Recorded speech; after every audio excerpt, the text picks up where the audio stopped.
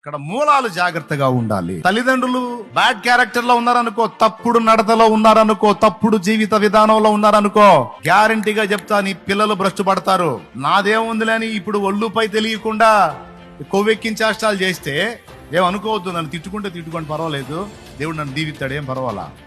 ఇప్పుడు ఏం అర్థం కాకుండా ఏముందిలేని కాస్త పొంగులు ఉంటాయి కదా, కాస్త పొంగులు, ఆ పొంగులు బట్టి ఒళ్ళుపై తెలియకుండా విచ్చలవిడి జీవితానికి అలవాటు పడి పిచ్చి చేష్టాలు చేస్తే రేపు నెత్తి నోరేసి కొట్టుకోవాల్సి వచ్చింది, కుయ్యో అని. ఎందుకో తెలుసా? నీ క్రియల ఫలం రెట్టింపై నీ మీదకి వచ్చింది. ఎన్ని రేట్లు వచ్చిందో కూడా తెలియదు. ఏముందిలే, ఇప్పుడు నన్ను ఎవరు అంటారులే, నా భార్య ఏమంటదిలే, నా భర్త ఏమంటాడులే, మా తల్లిదండ్రులు ఏమంటారులే, వాళ్ళేమంటారులే, వీళ్ళేమంటారులే అని విచ్చలవిడి జీవితానికి దేవుడు ఎరిగి, వాక్యాన్ని ఎరిగి కూడా నువ్వు అడుగులేస్తే పాపం దాగదు. దాని ఫలితం ఖచ్చితంగా అనుభవించాల్సి ఉంటుంది. అది పిల్లల మీదకి కూడా వచ్చే ఛాన్స్ ఉంటుంది.